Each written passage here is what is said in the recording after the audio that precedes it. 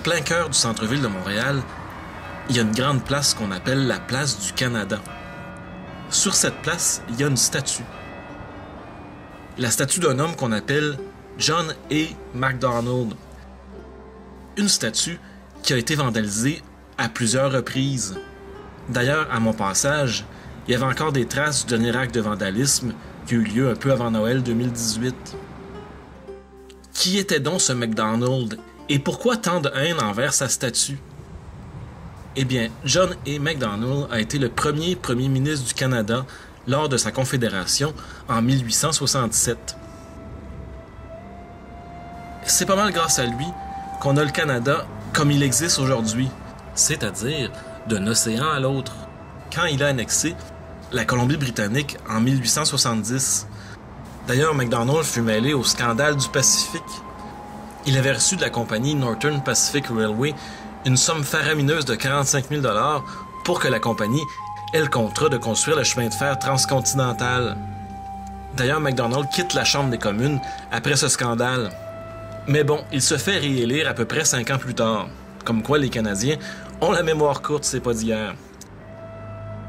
Mais ce qu'on reproche surtout à John A. Macdonald, c'est la façon dont il a traité les gens qui habitaient le territoire avant que le chemin de fer et que les colons de l'Ontario arrivent.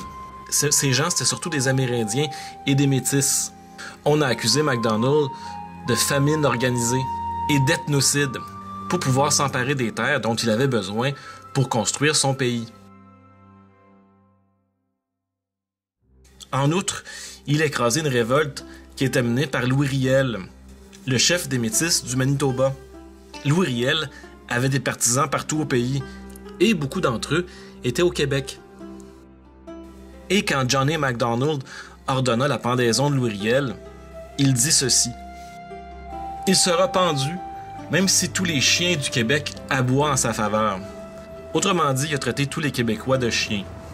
D'ailleurs, son petit côté agressif est présent avec sa statue, parce qu'il y a à ses pieds 2 canons qui pointent vers le boulevard René-Lévesque.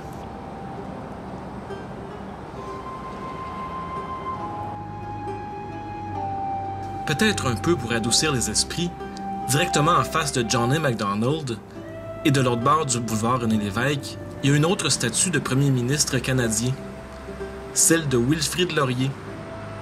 Wilfrid Laurier, c'était le 7e premier ministre du Canada et le premier premier ministre francophone du pays.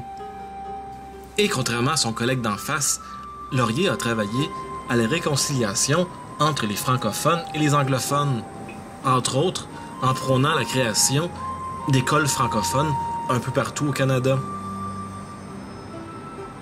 Il encourageait la francophonie partout au Canada, une question qui est encore très d'actualité de nos jours.